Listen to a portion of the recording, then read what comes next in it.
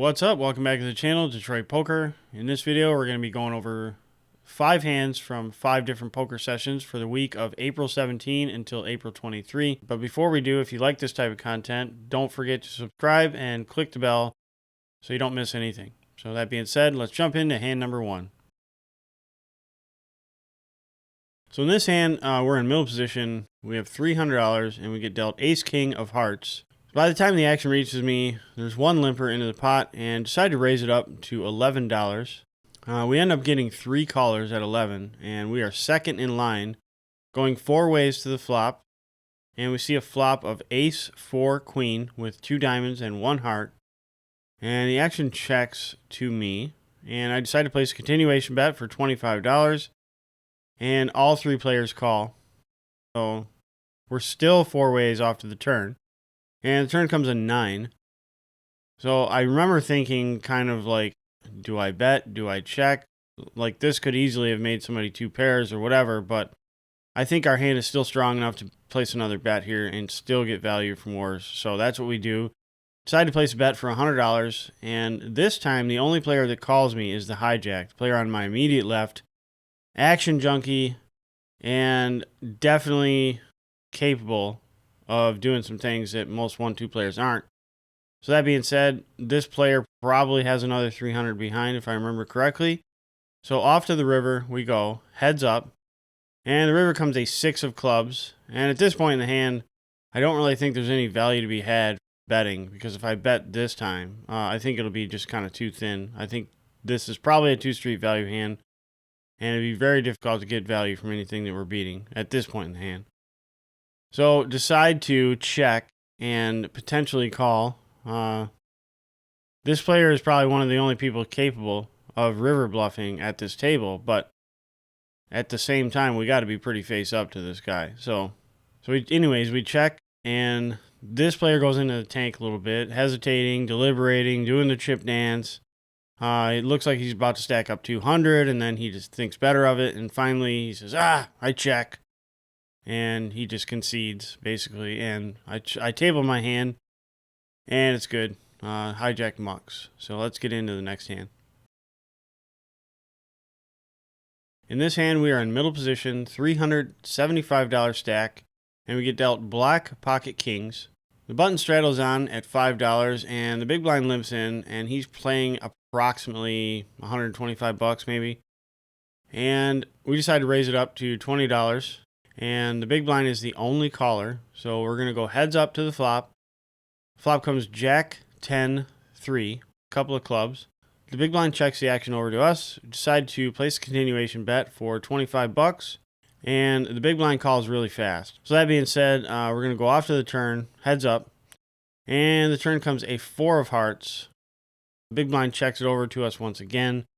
At this point in the session, I can't clearly see how many chips the guy has. And he's a regular, and I do have some sort of respect for him. So I don't want to really ask him how much he has. I just figure, that he's short, and we'll just figure it out. So I place a bet for $50, and the big blind all-ins for $79, which easy decision. We call the extra $29. And before the river is dealt, big blind is kind enough to table his hand, and I table my hand also. And we're looking at 7-4 of clubs, so we need to fade a 7, a 4, and a club on this river. And the river comes out a 5 of clubs. So we're going to lose this pot to this guy, and let's get into the next hand.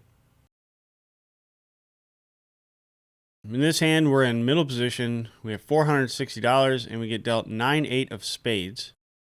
The button straddles on $5, and by the time the action reaches me, there's 2 limpers into the pot.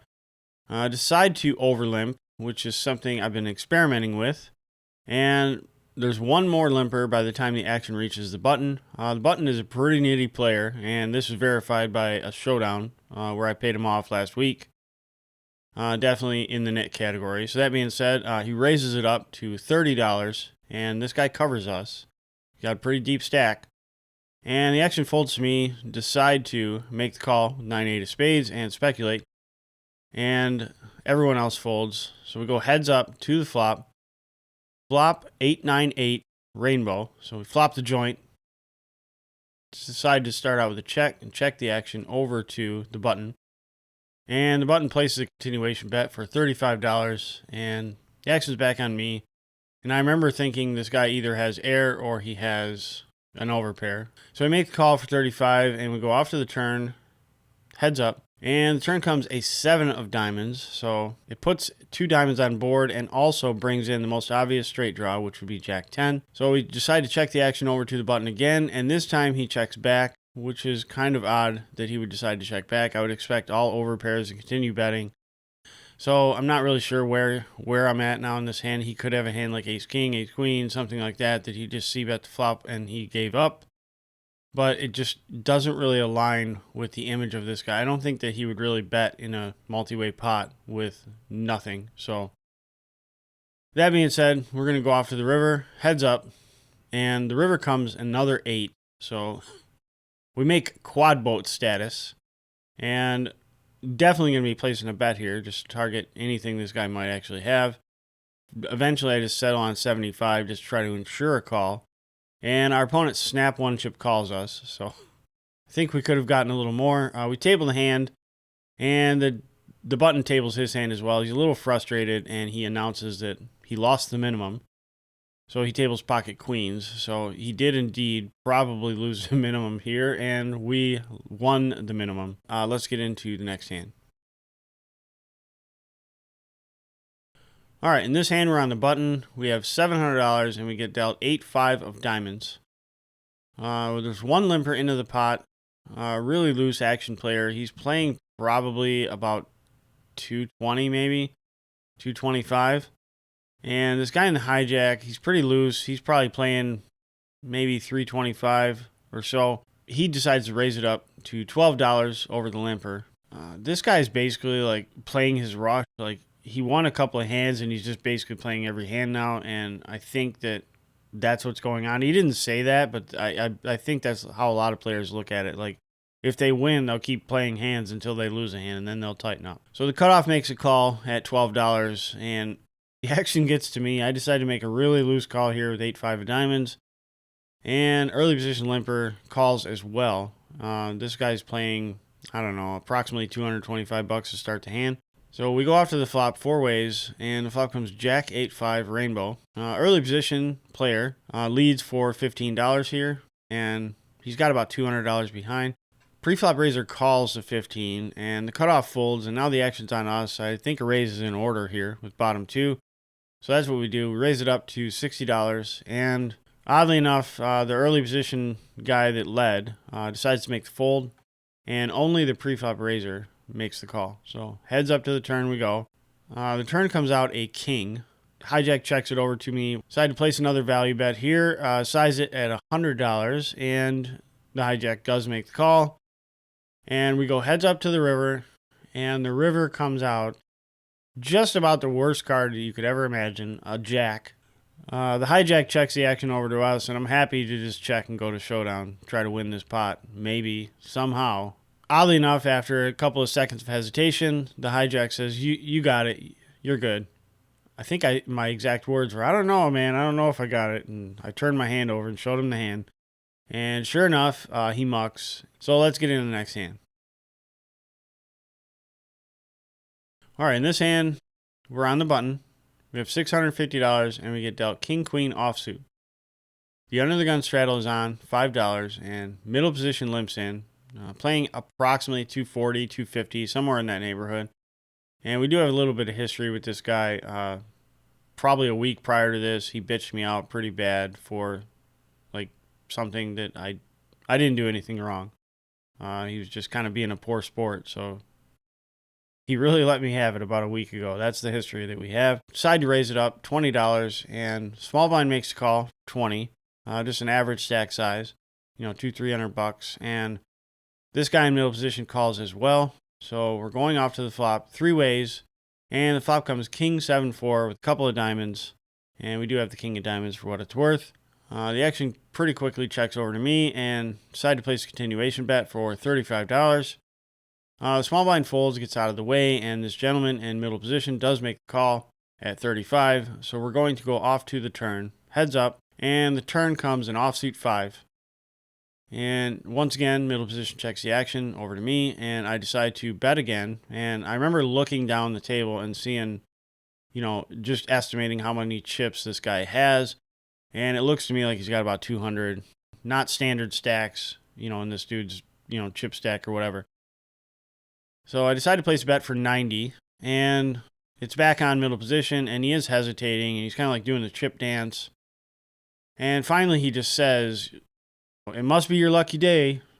It must be your lucky day." And then he says, "You can't have it every time. You're betting every single time, and I just don't think you have it." And then he says, "I'm all in." He moves his chips over the line, and the dealer counts it up, and it ends up being $185. So it's $95 more to call. I don't really know what to make of this speech, whether, he actually improved and he thinks he has the best hand, and he's trying to goad me into calling, or if he's really, should I take this at face value? And I don't really think it matters. Like, I'm not folding for this price, but I'm not thrilled about making this call because this is, somewhat common that people will do this when they improve. Make this type of speech just to get you to call. So anyway, we make the call for the extra 95, and at this point, our opponent basically asks us what we have, and I say, "I have a king." And he says, "What's your kicker?" And I say, "Queen." And he's like, "Oh, you're good." I'm like, "Yeah, for now." We're going heads up to the river. All the action is closed. And the dealer puts a deuce on the table, the brickiest of all bricks. Our opponent shows King 10 offsuit, and we're going to show our hand and scoop this pot up. So let's get into the recap. All right, so first of all, in the recap, I had a clerical error in last week's vlog, so we're going to correct that right away. I'm just going to get through this real quick. April 11, $725 profit. April 12, negative $40. April 14, plus 222. April 15, plus 314. And here's where the clerical error happened. April 16, I forgot to put in a rebuy in my app. So I reported negative 322, but however, it's negative 822 for April 16. So a little bit of a clerical error there. But now let's take a look at what the hourly rate was with the adjustment. The hourly rate was $11.27 for that week. When I filter from the beginning when I started playing 1-2 until the end of, last week's vlog, our hourly rate is $12.40. Profit is $1,290. And we had 104 hours. So that being said, let's get into the recap from this week. So for the week, April 17 through April 23, we played 5 poker sessions, and we're going to get into the results right now. For April 17, we had a profit of $345. For April 20, we had a profit of $40. For April 21, we had a profit of $12. April 22, we had a profit of $322. And April 23, we had a profit of $600. Okay, so in these 5 days, we played 32 hours, 30 minutes. We had a total profit of $1,319. And our hourly rate for the 5 days was $40.58 per hour. Now I'm going to filter for the entire challenge up to April 23rd, 2023. So let's do that. So the total winnings for this period of time, we have 136 hours and 31 minutes. And we have a total profit of $2,609. Our hourly rate is $19.11 per hour, which is semi-decent for 1-2, but I think we can do better than this. So stay posted on future vlogs and keep an eye on this hourly rate.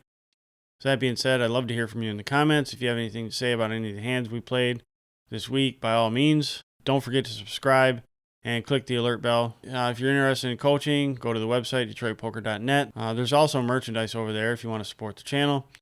So that being said, I'll see you next week. Run good, smash flops, all that good stuff. Take it easy.